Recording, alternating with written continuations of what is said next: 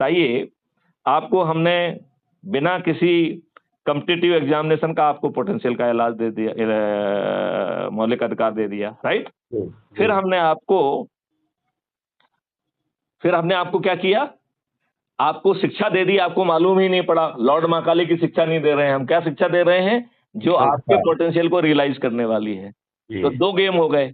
ना तो आपको कॉम्पिटिटिव एग्जामिनेशन देना है, बिना कॉम्पिटिटिव एग्जामिनेशन के आपको जो है ना संस्कार, शिक्षा, स्किल सेट और टेक्निकल एनेबलिंग और उसका अभ्यास, ये जी सब चीजें मिल रही हैं।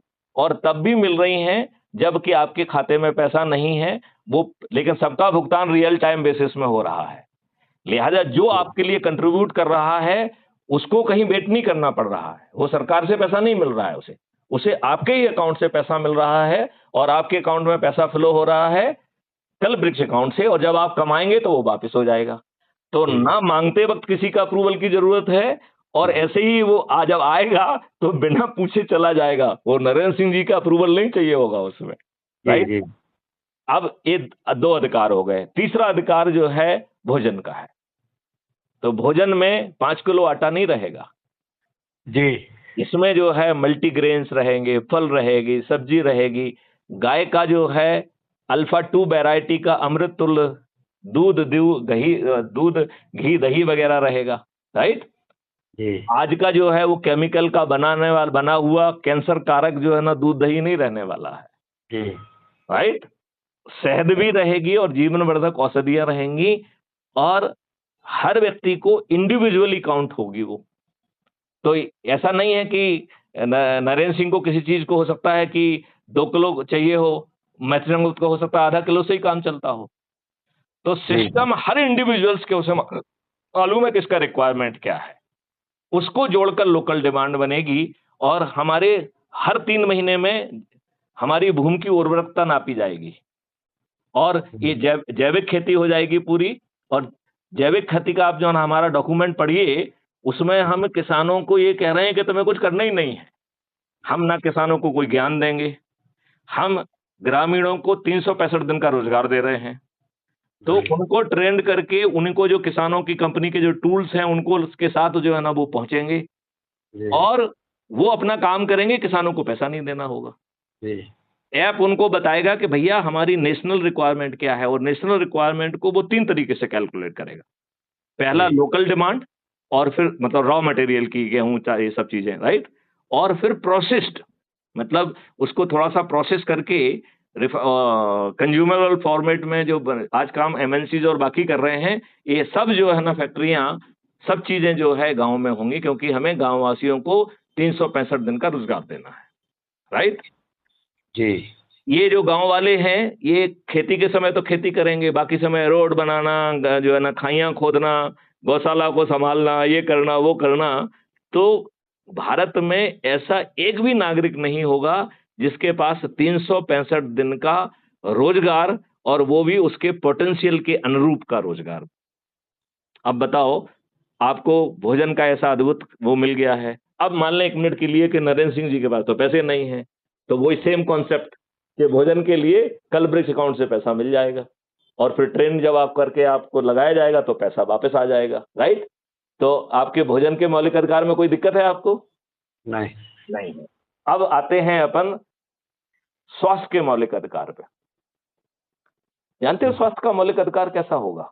भारत हम्म, के 144 करोड़ लोगों को वार्षिक एनुअल मेडिकल चेकअप होगा, तब भी होगा जब उसके खीसे में पैसे नहीं है, राइट? उस जी बात को बार बार दोहराने की जरूरत नहीं है, ठीक है ना? जी जी अब जो आपका एक डेडिकेटेड वॉलंटियर होगा, हर किसी का एक डेडिकेटेड वॉलंटियर होगा, ट्रेंड होगा, जो आपका सैंपल से लेके हर चीज करेगा। जी तो आप बटन दबाओगे तो आपके घर में पहुंच जाएगा, आपका मैनुअल मेडिकल मेडिकल चेकअप भी कर लेगा, आपका जो है ना बाकी सब सैंपल्स ले लेगा, बीमारी वाला होगा तो भी सैंपल ले लेगा, राइट? अब जो है जी ना ढेर सारे जो नेटवर्क्स हैं लेबोरेटरीज के, वो अभी तो शहर में हैं अधिकांश, फिर वो distributed over the area depending upon कि कहाँ जरूरत है। जी तो बहुत दूर तक लेबोरेटरीज में नहीं जाना होगा, गांव के आसपास ही लेबोरेटरी होगी, क्योंकि उसी में ग्रामीणों को भी तो हम रोजगार देना है ना हमें, जी राइट? तो वहां सैंपल पहुंचा, उसमें टेस्ट हुआ, वो ऑटोमेटिकली अपलोड हो जाएगा, आपके पास उसका आ जाएगा, आपके जो डेडिकेटेड वॉलंटियर है उसके पास पहुंच जाएगा, और आपके वेलनेस सेंटर में चला जाएगा। इस वेलनेस सेंटर में सभी पैथियों के डॉक्टर बैठेंगे। तो उनके पास जब आपकी रिपोर्ट पहुंचेगी तो उन्हें मालूम है कि नरेंद्र सिंह जी की बीमारी क्या है, कि बीमारी का स्टेटस क्या है, ये डॉक्टर्स को मालूम पड़ गया। अब सभी पैथियों के डॉक्टर अपने बीच में मीटिंग कर रहे हैं कि भैया नरेंद्र सिंह जी का बीमारी का स्टेटस स्टेज ये है, अब बताओ किसको प्राइमरी काम करना होगा, किसको सेकेंडरी, किसको टर्सरी। तो सभी पैथियां आपकी बीमारी के स्टेज के हिसाब से अपनी वो उपयोगिता उनकी होगी, राइट। जैसे मान लो थर्ड स्टेज और फोर्थ स्टेज का कैंसर है तो एलोपैथी को आगे आना पड़ेगा। बैक एंड पे जो है ना आपकी आयुर्वेदा, नेचुरोपैथी, ये सब चीजें चलेंगी, ठीक है ना। तो जो ये आपका डॉक्टर्स की टीम है, जब वह तैयार हो जाएगी, अपनी स्ट्रेटेजी बना लेगी, तो ये आपका डेडिकेटेड वॉलंटियर है, वो आपके पास पहुंचेगा और उस मरीज का और मरीज के घर वालों का डॉक्टर से इंटरफेस कराएगा। डॉक्टर्स बताएंगे कि भाई ये आपकी स्टेज है और हम लोगों ने ये हम करेंगे, प्राइमरी ये करेगा, सेकेंडरी ये करेगा, टर्सरी ये करेगा, सभी पैथियां काम करेंगी एक साथ आपके लिए। आपकी जो दवाइयां हैं आपके पास पहुंच जाएंगी। वो जो वॉलंटियर है he is train to explain you. यदि जरूरत होगी, आप स्थिति में नहीं है, तो वो आपको रोज जो है ना दवाइयों को खिलाने पिलाने के लिए भी पहुंचेगा। He is a dedicated volunteer at your service, right. अब एज्यूम करिए कि आप ज्यादा बीमार हो गए, आप बटन दबाना भूल गए थे, तो आपको डॉक्टर्स की टीम बताएगी कि भैया नरेंद्र सिंह जी, आपने तो बटन नहीं दबाया, अब आप थोड़ा सा गड़बड़ हो गया, आप तो फोर्थ स्टेप पे पहुंच गया, इमीडिएटली ऑपरेशन करने की जरूरत पड़ रही है। अच्छा, लेकिन चिंता मत करो, एम्बुलेंस को ऑलरेडी बता दिया गया है, ambulance is on your way. हमने आपको चेकलिस्ट दे रहे हैं, इसके हिसाब से थोड़ी तैयारी कर लीजिए। वैसे की चिंता आपको करना नहीं है, बस थोड़ा छटपटे सामान रख लीजिए जिससे यू विल फील कंफर्टेबल। रास्ते में जो भी डॉक्यूमेंटेशन है अपने आप पूरा हो जाएगा। वहां पर वेलनेस सेंटर को मालूम है कि नरेंद्र सिंह जी की स्थिति क्या है, पैदल चल के आ पाएंगे या व्हील चेयर चाहिए या स्ट्रेचर चाहिए। नाउ नरेंद्र सिंह जी एक normal Tom Dick and Harry, he will be receiving a very specific VIP treatment. आपको जो है ना उसी समय जो सैनिटाइजेशन करके यदि ऑपरेशन थिएटर में ले जाना है तो ऑपरेशन थिएटर में चले जाएंगे। ये कहने की जरूरत नहीं है कि सब जगह पे जो है ना कैमरे वैमरे लगेंगे, कोई गड़बड़ी करने की तो कोई सोच भी नहीं सकता है। ये सब सारे गवर्नमेंट हॉस्पिटल में सुविधा रहेगी ना।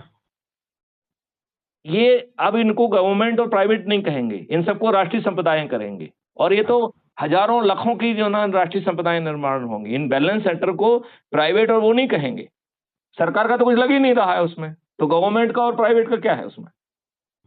जमीन के मालिक जो है ना लैंड ओनर्स क्लब के लोग हैं, बाकी लोग जो है ना वहां पर उनके पोटेंशियल के हिसाब से वेल ट्रेन करके उन्हें लगाया गया है। तो ये एंटिटी होगी, it will work as a entity और एक राष्ट्रीय संपदा के रूप में काम करेगी। तो हम अब प्राइवेट और सरकारी इस तरीके के मतभेद को भूल जाएंगे। हमारे लिए जो सेवा के लिए चीज बनी हुई है, जो 5 मौलिक अधिकारों के लिए चीज बनी हुई है, वो राष्ट्रीय संपदा है। और ये चूंकि भारत सरकार का तो एक पैसा ही नहीं लग रहा है, तो उसे शासकीय कहने की कोई जरूरत है नहीं।